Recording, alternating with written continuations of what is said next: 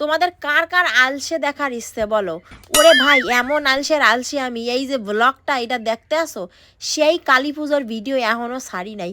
মানে কি কুইরে আর কুইরে আমি গেছিলাম বাজার। ও মা, এই দাদা দেখি দাও নিজেই হাফ ফুলে গণেশ হয়ে চুপচাপ বসে রয়েছে। ও দাদা, তোমার এত কিসের দুঃখ দাদা? কেন এত মুখ কালা করে বসে থাও? আমার সত্যি তোমারে দেখি আমারও কষ্ট হচ্ছিল। তারপরে চম্পা চামেলির মতন মাথায় গুজে নিলাম গোলাপ, কিন্তু কোনো গুজাতেই কাজ হলো না গাইস। দাম এত বাড়লো, আমি খুলে দিয়ে চলে আসলাম।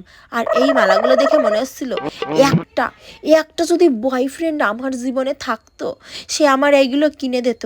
আসলে কি জানো তো, স্বামীর টাকায় না এসব কিনতে ইচ্ছা করে না, শুধু মনে হয় ব্যাংকে রাখি, টাকা বাড়বে সুদে সুদে। তারপরে স্বামীরে নিয়ে মা কালীর সামনে দাঁড়াই একখান পোস্ট ফটো দিলাম। এইবারে যে ঘুরঘুর করতেছি, আসলে কিন্তু মাথার ফুলটা দেখাচ্ছি তোমাকে। এইবার শুরু হবে আমার পাগলামি, বেশিক্ষণ আমি সুস্থ থাকতে পারি না গাইস।